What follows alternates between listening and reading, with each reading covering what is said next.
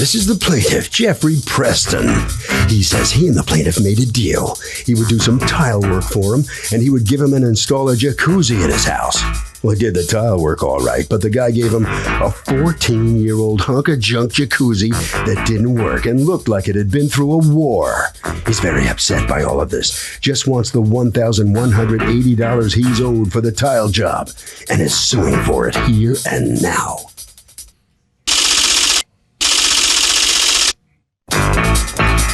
This is the defendant, Patrick. He says, first, when they brokered this deal, it was an even trade. Second, the guy has accused him of stealing from his boss, tried to get a restraining order against him, even harassed his wife. In fact, if anyone's owed money, it is him. That's for darn sure. He's accused of not holding up his end of the bargain. The defendant has filed a countersuit for $2,500 for harassment. All parties, please raise your right hand. Welcome back to the People's Court. Next case on the docket. The plaintiff says he got taken on a barter job. The plaintiff did tile work and got a crappy jacuzzi in return. But the defendant says the plaintiff went psycho on him. It's the case of tiny bubbles make me sue. Thank you, Douglas. Jeffrey Preston, yes, doing ma'am. business as ceramic floor and wall tile. You're suing Patrick. You've asked us not to mention your last name. We'll respect that. For $1,180. The amount you say he still owes you on a tile job based on the barter that he did with you that you are now unhappy with. You are counterclaiming $2,500 for harassment based on him attempting to collect money from you. Okay, what happened here? Well, way back in '09, Your Honor, I met Patrick through his brother, and at the time I was looking for a heater for my home jacuzzi, bathroom jacuzzi, and he mentioned his brother worked for a spa place. So I went over there and spent about an hour and a half going through the shop, trying to pick out a heater or whatever, showing, and he wasn't able to help me. So I had left. And a couple of weeks later, he had called up and said, Jeff, I'm looking for some tile work, and I got a couple of spas you can come over and look at, outside spas. So basically what I did is I went over, and he took me in the back parking lot where they keep these, and he showed me two jacuzzis. And these are used? And these are used jacuzzis. Okay. And neither one of them really looked any good, but I took the best of the two, and basically and not negotiating the price or whatever, but he asked me about tile work, and I told him, I says, I normally charge $250, $3 a square foot, but as a friend, I would charge you $2 a square foot to install the tile. Plus, if there's any additional prep work, I'd charge you a little bit or whatever, So basically what I did is he called me back. I picked out a blue one, and I have pictures to show you.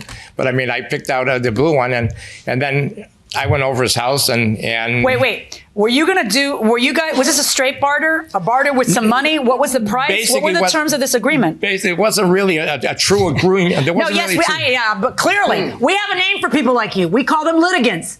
Okay. You have no set agreement about who's going to owe who what when it's over? I had told him $2 a square foot. Now, he never mentioned to me how much he wanted for those jacuzzis.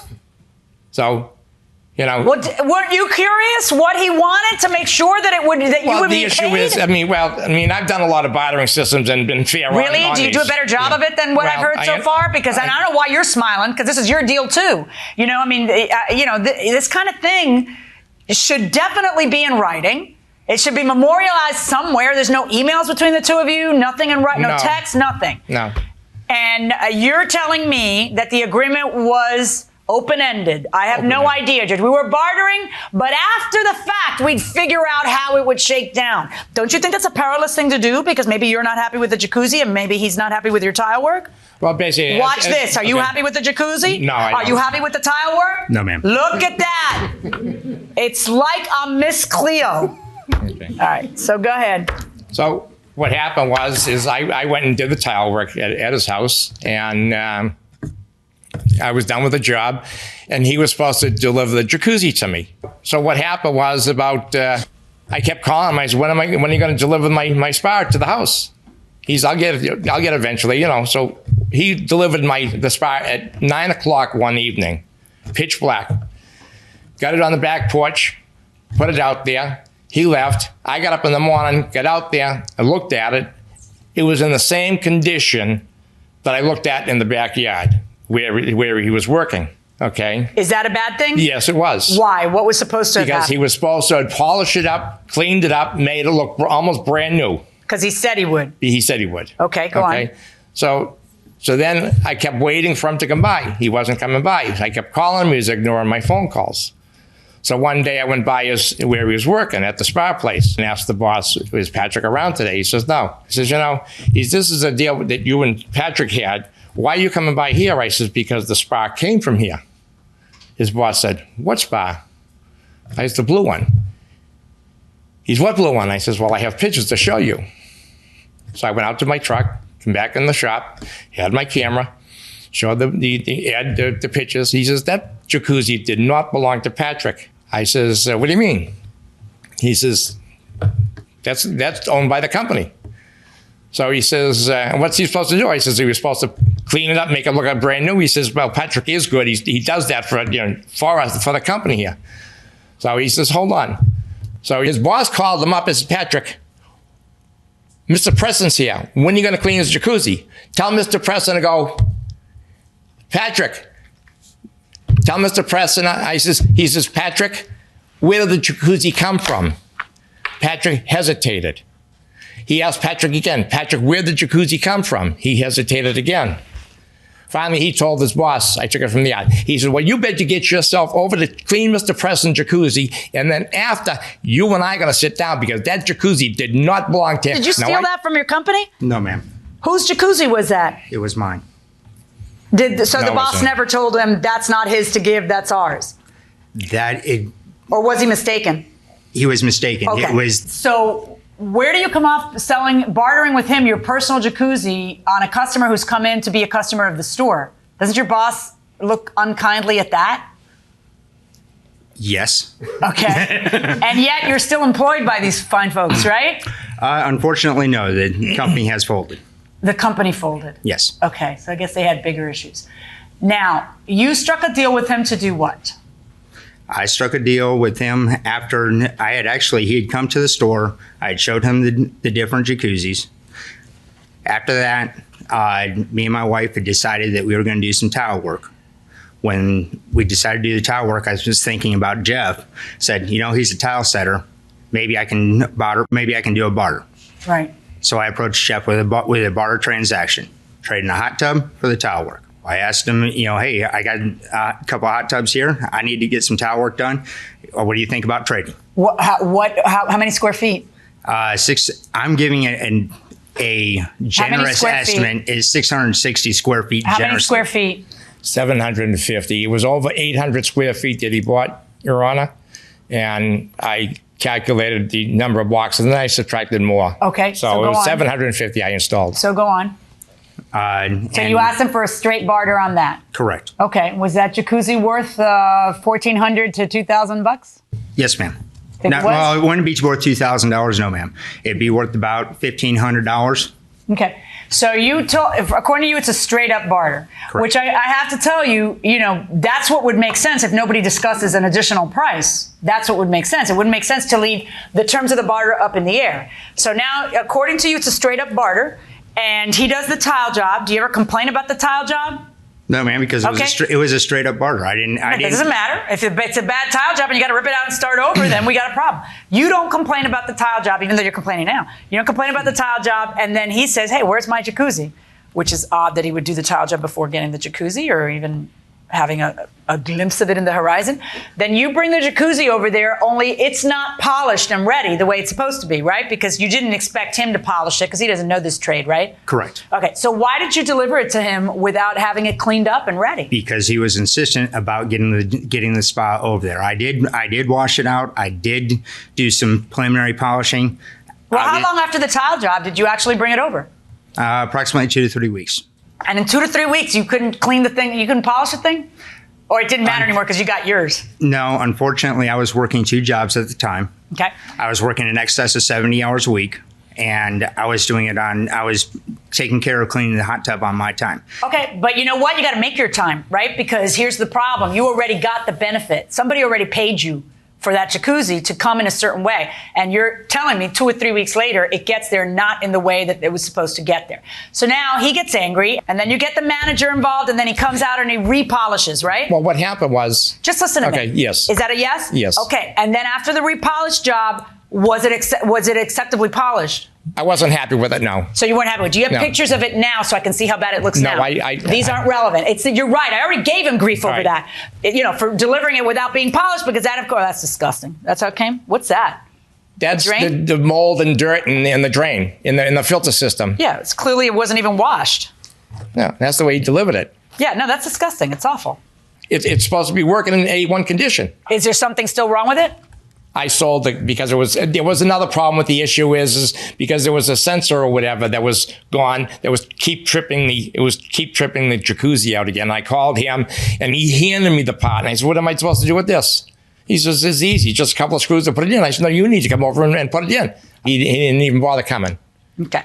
And then you end up selling the jacuzzi. I ended up selling it just to get rid of it because it was going to have nothing but problems with it. And so you figured you'd pass those problems on to somebody else. Well, I already explained and to the how much person. did you $200. I sold it for $200. Okay. And that's when I confronted him in the front of the house. And he says, well, I can get anywhere between $500 and $1,000. I said, well, then take $500 off my bill. And I walked away. Okay. Now, what's your complaint about the tile job, which you've never complained about until now? What's your complaint? So is bartering riskier than simple cash transactions? I think so. How come? I think people always feel what they do is worth more than what the value was given to them is. You know that girl in American Idol with the curly hair? I actually met her and I forgot her name now. You look just like her. Who am I talking about? Who am I talking about? know who you're talking the girl in I forgot her name. But she looks just like. Anyway, what do you think? Bartering. Yeah, I think so. It's just, yeah. I think it's riskier because if it's a cash transaction or if you use your credit card, then you can get your money back. But if you barter a service, then the service has already been completed. Fair enough. Going inside the courtroom. I took some pictures. These are 2.5 years old now. The pictures themselves were taken yesterday. Differences in the grout lines, the way the tile is set. You know, I'm being charged for. Did you use spacers? Your Honor, I don't do a job without spaces, but I had an issue because his brother and ex-sister-in-law lived in the house at the time. They were highly on cocaine all the time, constantly going outside, smoking, walking across the tile. So if there was an issue, but I haven't even seen those pictures. That is not an issue over somebody who was high on cocaine walking over your tile. That is an issue of spacers. I haven't even seen. Okay, well, I'll show it to you, but that is clearly an issue of spacers, okay? All right.